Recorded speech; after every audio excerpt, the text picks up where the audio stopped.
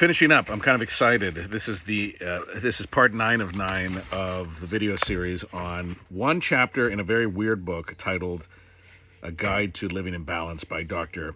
Frank S. Caprio, MD. This is just a very strange book. On the back, they have suggestions for other books.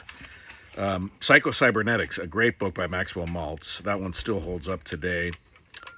Sex Without Guilt is one of the books, probably written in the 1960s. I wonder what that's like. New Light on Masturbation, Thoughts on Petting.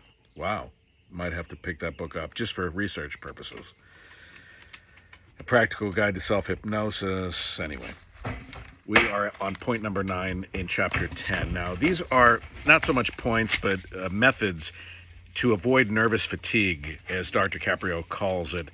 We would call it today burnout, just simple burnout from life, from groceries that cost way too much money, gasoline that costs way too much money, just all the stresses of daily life, maybe working a job that your soul's not into, stuff like that.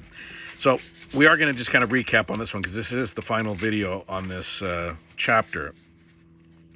Number 1 was do not exceed your mental fatigue. You can go back and watch all these videos. They're all available on TikTok and on my YouTube. I'm going to get them all up there very shortly, which is Voice of Spencer Hughes. That's my YouTube channel. So number 1 is do not exceed your fatigue limit. 2, observe moderation in everything you do. 3, develop the art of relaxation. Number 4, learn to control your emotions, a very big one that encapsulates a lot of the others. Number 5, sidetrack your fears. Number 6, get your proper rest and sleep. Number 7, regulate your diet. The last one we did was get a periodic physical checkup. That was number 8. And now we're finally at number 9, and I'm going to get rid of this book. And I want you to post down below how you think I should get rid of it. I'm not going to donate it. Normally, after I read a book, if I even get a physical book anymore, I usually get Kindle when I can. I give them away.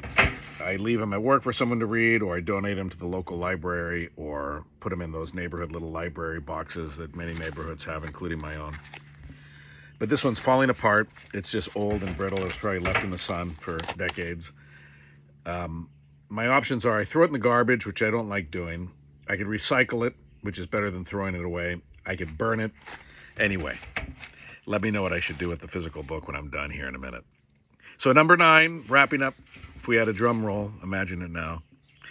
Cultivate mental hygiene habits. Very important. Remember that what affects the mind affects the body and vice versa, writes Dr. Caprio. Emotional disturbances arising out of family dissensions, marital incompatibility, financial difficulties, sexual maladjustments, and disappointments in love affairs have a tendency to exhaust physically as well as mentally. A spell of the blues can tire one more quickly than actual labor. Isn't that true? Like when you get sad, when you get anxious. Many of you know this who are living with clinical depression. A lot of people with seasonal affective disorder, SAD, which comes in the winter months. And believe me, we get the winter blahs here in the Pacific Northwest, but then we get days like today.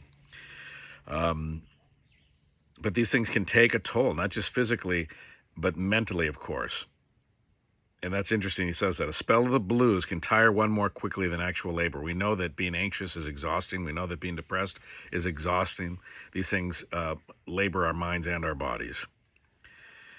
To prevent nervous fatigue, again, you can fill, you could fill in the blank there for, and replace that with burnout, okay, or anxiety. To prevent nervous fatigue, you must train yourself to develop an immunity against everyday frustrations. This is really good advice for all of us who get oftentimes frustrated at the little things. We're always uptight about something. Things that shouldn't bother us really bother us a lot. We need to let those things go. I like how he says that.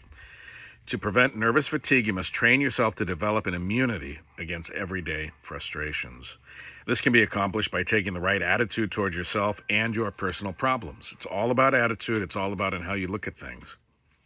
Keep your mind relaxed and free of any unpleasantness that tends to keep you upset, he writes.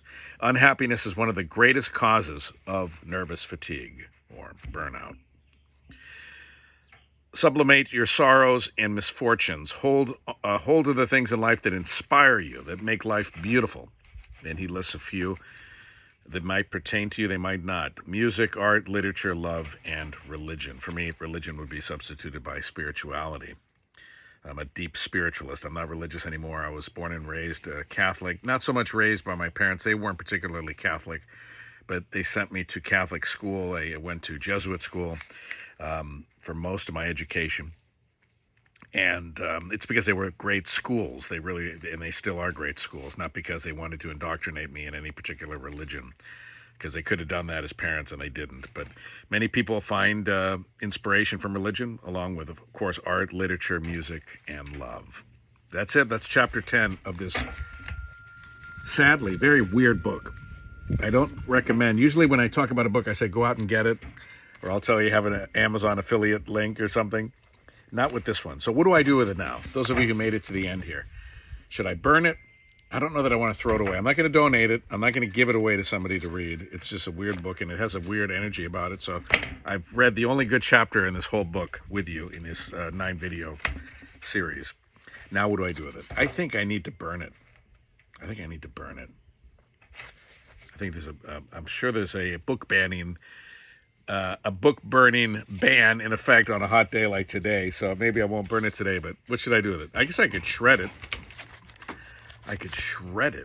That might be an idea. Should I shred it and then burn it? Maybe I'll shred it and then burn it. Anyway, I'm Spencer Hughes. Join me on my podcast. I would love it if you would. Hughes from the Heart at hughesfromtheheart.com, everywhere podcasts are found, and also on my Patreon. I would love some support on there because, as I always joke, the free doesn't keep the lights on. It doesn't keep the microphone warm. The Patreon does. $1 a month, daily content you will love. It comes out to like a penny to 3 pennies a day for the content I put out. Lots of great stuff. That's at patreon.com/Spencer Hughes. Enjoy this day wherever you happen to be, and I'll talk to you very, very soon.